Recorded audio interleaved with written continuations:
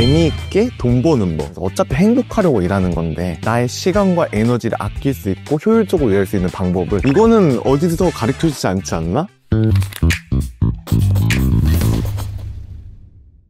안녕하세요, 크리에이터 드로잉들입니다. 개인 사업자 내보신 분들은 아실 텐데 5월달 되면 종합소득세를 내요. 저희 세무사님이 이렇게 서류를 이렇게 보내준 거예요. 정말 오랜만에 제 수익을 돌아봤어요. 수익 공개, 여러분이 궁금하죠? 2021년에 연 매출이 4억 7,700, 22년에 5억 4,900, 23년에 확 떨어집니다. 3억 6,300. 그리고 그 다음 2024년에 6억 5,500. 어떻게 갑자기 2배가 됐지? 하는데 이게 정산이 늦어질 때가 있어요. 플래너를 만들다 보니까. 이 플래너가 언제 팔려요? 12월에 팔리잖아요. 판매 금액이 정산이 그 다음에 된 거예요. 이거 그래도 평균적으로 계산해보니까 지금 4년 연속으로 평균 매출이 5억이더라고요. 4년 동안 20억을 번 거야? 내가 그러면 20억 정산을 받은 거니까 그만큼의 또 매출을 내줬으니까 받는 거잖아요? 그럼 생각해보면, 와, 그럼 내가 그동안 판 게 최소 2배는 될 테니까 40억? 많게는 50억 밸류를 만들었겠네? 진짜 나 감사하면서 살아야겠다. 내가 너무 꿈꾸는 일, 너무 하고 싶은 일, 그거 무엇보다 제가 정말 좋아하는 일로만 번 수익이니까 돈에 대한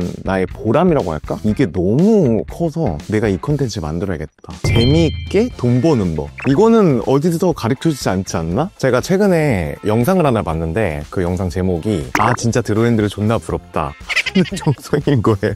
이게 뭐지? 하고 제가 클릭을 했거든요. 이 내용이 뭐였냐면은, 얘는 참 재밌게 자기가 하고 싶은 거를 다양하게 다 하는 것 같다, 그래서 너무 부럽다, 이런 내용이었어요. 과거에 나 같은 거예요. 나도 너였어. 내 과거의 모습을 그냥 보는 것 같은 거야. 그래서 그때는 나는 알지 못했던 거를 영상으로 만들면 그 친구한테도 도움이 되고 보는 구독자분들한테도 너무 도움이 될 것 같아서 이 시리즈를 준비하게 됐어요. 그래서 오늘은 제가 지금의 저를 만들어준 4가지를 나눠서 설명해 볼게요. 지금 앤드류를 만들어준 첫 번째는 뭐였냐면 직업 정체성 벗어나기였어요. 우리들 학교 공부하고 공부 열심히 하는 이유는 내가 대학교를 들어가려고. 그럼 대학교를 들어가면 전공을 정하게 되잖아요. 그럼 전공에 따라서 내가 선택할 수 있는 직업이 생긴단 말이에요. 저는 예전부터 예체능, 미술을 했으니까 너무 어릴 때부터 저는 저의 직업적 정체성을 그래픽 디자이너 이거에 맞춰 살았어요. 그거를 해야 내가 배울 게 확실해지고 내 전문성이 생기고 그게 취업이 잘 되니까. 저는 그게 멋진 일이라고 생각하고 좋은 일이라고 생각했는데, 문제는 어디서 발생하냐면 어떤 순간부터 그 직업적 정체성이라는 거를 하나로 정의하는 순간 나도 모르게 나를 한계를 만들고 있던 거예요. 내가 할 수 있는 거에 한계. 예전에 저희 사장님이 창고에서 저랑 같이 재고 정리를 이렇게 하고 있었어요. 저한테 갑자기 앤드류 너 마케팅 한번 해볼래? 이러는 거예요. 그래서 난 디자이너니까 디자인 일을 해야 되는데 왜 나한테 마케팅을 해보라고 하지? 하면서 제가 그거를 생각 안 했거든요. 근데 제가 만든 디자인 상품들이 안 팔리는 거예요. 그래서 그게 너무 속상해서 왜 안 팔릴까 하면서 찾다 보니까 그 당시에 이제 소셜미디어를 이용한 소셜미디어 마케팅 이런 것들이 이제 붐이었어가지고 요거를 한번 내가 해볼까? 그래서 제가 회사에 마케팅은 모르겠고 우리 인스타그램을 좀 키워보자. 나한테 좀 시간을 달라. 내가 사진 찍을 줄 알고 내가 배너나 이런 거 컨텐츠 만들 수 있으니까 한번 그걸 만들어보자 해서 제가 준비물도 사가지고 사무실 뒷칸에서 창고에 이렇게 스튜디오 조그맣게 만들어서 거기서 막 촬영해가지고 막 했어요. 근데 그러다 보니까 내 플래너가 팔리기 시작하는 거야. 제 상품들이. 전 몰랐죠. 그게 마케팅이라는 걸. 나중에 알았어요. 그걸 정의해보니까 내가 하고 있었던 일이 마케팅이었던 거야. 그때 솔직히 속으로 마케팅 별거 아니네. 내가 우리 회사 마케터보다 내가 마케팅을 더 잘하는 것 같은데? 솔직히 좀 교만했어. 그래서 나도 이제 할 수 있겠다. 그래서 그때부터 좀 생각을 바뀐 게 지금 저를 만들어줬어요. 자유롭게 생각을 하게 돼서 내 직업적 정체성의 한계를 벗어났던 게 저한테는 큰 신의 한 수였다. 그래서 보시는 여러분들도 혹시라도 내 앞에 붙이는 그 수식어, 그 직업적 정체성에 내가 갇혀서 내가 이것만 해야 돼 라고 생각하는 건 아닐까? 한번 점검해보면 너무 좋을 것 같아요. 저는 그 생각을 할 때 도움이 됐던 책이 있는데 모든 것이 되는 법이라는 책인데, 이제 오늘날에는 한 가지 직업만으로 경쟁력을 갖기는 어렵다. 그래서 나의 여러 가지 관심사를 연결해서 그거를 풀어낼 줄 아는 사람들이 이제 경쟁력을 가진다라고 해요. 저도 지금 자기계발신에 이제 드로앤드라는 캐릭터가 생긴 것도 이게 그냥 단순히 그냥 자기계발에 국한된 게 아니라 디자이너 출신, 그리고 회사를 다녔던 거, 그리고 거기서 마케팅이랑 했던 거, 그리고 퍼스널 브랜딩, 여러 가지 저의 관심사들이 이제 섞여서 저라는 캐릭터가 만들어지고, 이제는 저한테 어떤 직업을 갖다 붙여도 이상하지 않게 됐어요. 그래서 때로는 이 사람 뭐 하는 사람이? 이렇게 물어보시는 분들이 많은데 저도 모르겠어요. 제가 뭘 하는 사람인지. 그러니까 붙이면 다 돼. 마케터, 뭐 작가, 뭐 강연가, 뭐 디자이너, 유튜버 다 하는 거죠. 뭐 저 사진도 찍고 글도 쓰고 영상 뭐 그냥 크리에이터라고 보면 좋을 것 같아요. 여러분도 그래서 모든 것이 될 수 있다고 생각했으면 좋겠어요. 우리는 창작하는 거예요. 그게 글이 됐든 영상이 됐든 사진이 됐든 모르겠어요. 어떤 상품이 됐든 서비스가 되든 뭐든 다 만들 수 있는 거니까 나는 뭐든지 될 수 있는 사람이다. 나는 다양한 곳에 포텐셜이 있다. 라는 마음가짐으로 우선 세상을 바라보면 아마 내가 몰랐던 많은 것들을 보게 될 거예요. 그리고 두 번째가 웬만한 일에는 해결책들이 이미 세상에 다 나와 있다 라는 마인드셋이 저를 엄청 많이 바꿔줬어요. 보통 우리가 그래 뭐든지 할 수 있어 나 모든 걸 해야지 그러고 이제 세상을 바라봐요. 그러면 이것도 할 수 있겠다 저것도 할 수 있겠다 하는데 막상 내가 안 해본 일이니까 선뜻 하기가 두려워지는 것 같아요. 누가 이런 거 해봐 이러면 어떻게 해? 이거 나 해본 적이 없는데? 근데 세상에 처음부터 다 해보고 태어난 사람이 어디 있어? 다 처음인 거예요. 근데 그거에 우리가 해보고 익숙해지니까 그게 나의 전문성이 되는 거고 익숙해지는 거고 저도 이렇게 마케팅이라는 걸 처음 시작했던 것도 단순히 어떤 문제를 해결했던 거야. 플래너가 안 파니까 이 플래너가 안 파는 문제가 있는데 이걸 어떻게 해결하지? 그래서 찾아보니까 이런 방법이 있구나. 그럼 요거를 해봐야겠다 하다 보니 요즘 거의 대부분의 일들은 검색을 하면 다 해결책을 제시해 주더라고요. 그래서 저는 이때 제가 만든 업무 프로세스가 있는데 새로운 일을 할 때 리서치, 큐레이션, 아웃풋 요 세 가지 단계인데 이게 우리 일상에서도 너무 적용되는 게 제가 미국에 살 때 그 룸메이트가 있었는데 갑자기 자기가 한인마트에서 당면을 샀다고 이거를 어떻게 요리를 해먹냐고 저한테 물어보는 거예요. 그래서 잡채 만들어봐. 잡채 만드는 면이야. 그래? 너 만들어줄 수 있어? 잡채를? 만들어본 적이 없는데? 그래서 한번 해볼게. 그래서 제가 그때 이제 핸드폰으로 유튜브 영상 찾아봤죠. 레시피를. 끓는 물에 데치고 그 야채들 썰어가지고 간장이랑 설탕이랑 뭐 이런 거 버무리면 어떻게 되겠더라고요. 그래서 제가 그날 잡채를 만들었어. 너무 맛있는 거예요. 그래도 느꼈잖아. 이 리서치, 큐레이션, 아웃풋 3단계면 되는구나. 이게 뭐였냐면은 리서치는 내가 모르는 분야를 찾아보는 거예요. 제가 레시피를 찾아보듯이 막 찾아봐. 그럼 잡채 레시피가 엄청 많거든요. 그럼 거기서 내가 필요한 것들을 큐레이션 하는 거예요. 재료는 버섯, 당근, 시금치, 고기 이런 게 들어가고 순서가 먼저 야채를 썰고 그걸 데치고 놓고 그 다음에 이제 면을 삶고 거기에 간장, 설탕 여러 가지 재료들을 섞어서 버무리면은 된다라는 그 큐레이션 딱 해놓고 그 다음에 아웃풋 그대로 하는 거예요. 내가 큐레이션 자료를 가지고 만드는 거예요. 책을 써보자 했는데 나 책을 안 써봤는데 그럼 어떻게 해야 되지? 책은 어떻게 쓰는 거지? 그 우선 서점에 갔죠. 저랑 비슷한 또래의 사람들 혹은 나와 비슷한 이야기를 하는 책들 내가 만들고 싶은 책들을 다 뽑아왔어요. 그거 다 보고 그 다음에 작가들을 찾아갔죠. 책을 먼저 써본 선배들을 찾아가서 책 쓸 때 어떤 게 힘들었어요? 어떻게 하면 잘 써져요? 어떻게 하면 좋아요? 이런 것들 다 모아서 다 기록해서 큐레이션 했죠. 그 다음에 쓰는 거죠. 나머지 일들은 이제 차근차근 그냥 내가 정리한 그 큐레이션 한 대로 해나갔더니 책도 나오고 내가 만든 플래너도 나오고 유튜브 콘텐츠도 나오고 지금도 내가 어떤 거를 만들자 하는 마음이 든다면 저는 두려움보다는 이 세 단계를 우선 해보자. 안 되면은 도움을 또 요청하자. 어차피 세상에 문제의 해결책은 다 나와 있다 라는 마인드면은 겁없이 도전해볼 수 있더라고요. 근데 앤드류님은 디자이너 출신이시니까 뭐 만드는 게 쉬우신 거 아닐까요? 그쵸. 해봤으니까 더 쉽게 할 수 있는 건 맞는데 근데 요즘 생각이 바뀐 게 GPT가 나보다 디자인을 잘하는 것 같아요. 챗GPT가 나보다 영어도 잘하고 글도 잘 쓰고 그림도 나보다 잘 그리고 디자인도 잘하니까 그 재능을 잃어버렸어. 약간 솔직히 저 좀 억울한 게 진짜 10년 넘게 노력해서 가진 내 재능이 챗GPT 때문에 모두에게 그걸 지워진 거야. 그 재능.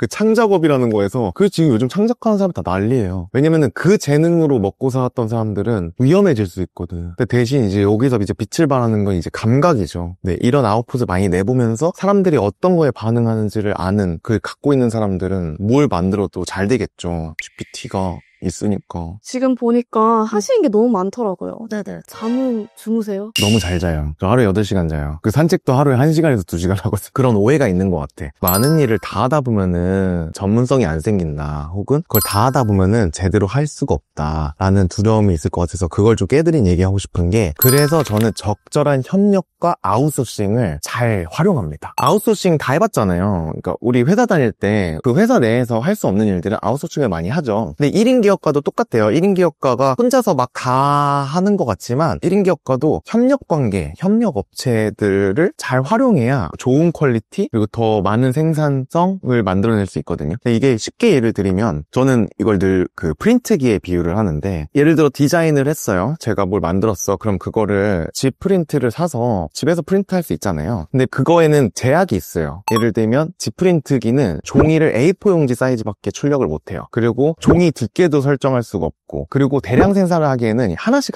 뽑아야 되니까 이게 굉장히 오래 걸려요. 그래서 여러 가지 한계가 있는데 대신 싸다는 장점이 있죠. 근데 이거에서는 한계가 있으니까 우리가 더 좋은 퀄리티의 인쇄를 하기 위해서 인쇄 업체에다가 맡기잖아요. 인쇄 업체에는 프린트가 크고 종이 텍스처나 아니면 나중에 후가공이나 아니면 대량 생산할 때 훨씬 유리하잖아요. 그래서 업체를 맡기는 것처럼 1인 기업가도 내가 처음에는 집 프린트기로 뽑지만 어느 순간부터 내가 조금 더 나은 퀄리티, 조금 더 높은 생산성을 위해서 누군가와 협력해야 돼요. 그게 저한테는 이제 피디님들이었고 피디님들이랑 같이 내 일을 나누면서 영상도 더 여러 개를 빨리 만들 수 있었고 저는 이제 기획에 조금 더 집중하고 피디님들은 이제 영상을 촬영하고 제작하는 데 집중해주고 하니까 이게 분담이 되니까 더 좋은 퀄리티의 영상을 만들 수 있었고 플래너도 내가 이거 제작해서 포장하고 배송도 보내고 그리고 CS 관리도 받고 이걸 제가 다 하려면 저는 아마 유튜브나 뭐 강연이나 다른 재밌는 내가 하고 싶은 것들을 못했을 거예요. 그래서 저는 아예 딱 정했죠. 상품 개발하고 디자인하고 마케팅하고 이걸로 컨텐츠를 만드는 거는 제가 잘하는 거잖아요. 좋아하고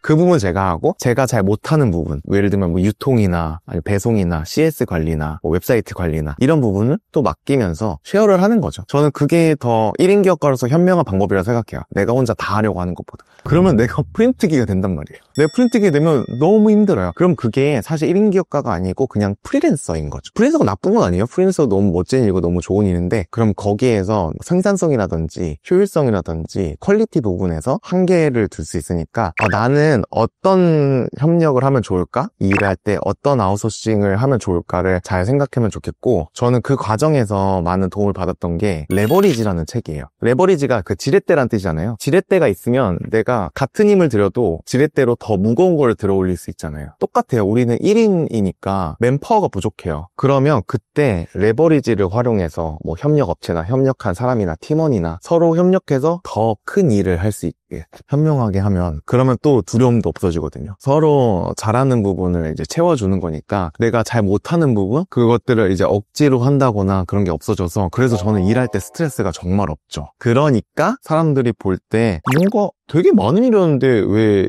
시간적 여유가 있는 것 같지? 그리고 쟤는 왜 자꾸 이렇게 긍정적이고 밝고 왜 자꾸 일하는 게 재밌다 그러지? 하는 게 많은 걸 포기했어요.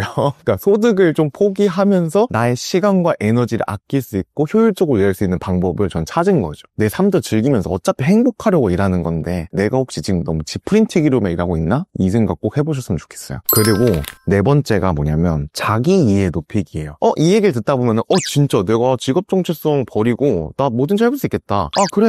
모든 문제 해결책은 다 세상에 나와 있으니까 나도 뭘 하면 되겠다. 그래. 그리고 세상에 도와주는 협력할 수 있는 방법이 있으니까 내가 못하는 부분 아웃소싱하면 진짜 뭘 할 수 있겠다 이런 마음이 드는데 중요한 거는 그래서 뭘 할 건데 나 진짜 뭐 하지? 그 질문에 대답을 못하는 사람들이 되게 많고요. 어느 순간 저도 그런 질문 하는 거예요. 이제 그 넥스트는 뭐지? 그 다음은 뭐 할지? 이게 끊임없이 질문이 오게 돼요. 근데 이때 한번 이런 질문을 해보는 거예요. 너가 뭘 해도 잘 될 거야 그 일을. 그 일들은 무조건 대박 나고 성공할 거야. 성공이 보장된다면 뭘 할래? 라는 질문을 해보면은 답이 조금 쉬우면서도 선뜻 머뭇머뭇하게 돼요. 저는 제가 저 스스로 내가 뭘 좋아하고 뭘 잘하는지 어릴 때부터 좀 깨우쳤고 그거를 해봤고 했으니까 되게 저를 잘 안다고 착각했는데 지금도 저는 헷갈릴 때도 있는 것 같아요. 내가 날 진짜 100% 아나? 하면 아니에요. 이거는 죽을 때까지 끊임없이 물어봐야 되는 것 같아요. 다음은 뭐 할 거야? 뭘 하지? 새로운 일을 결국은 만들어내야 되는 거거든요. 이거는 생계랑은 다른 일이에요. 저도 생계를 위해서 일을 많이 해봤잖아요. 아르바이트도 전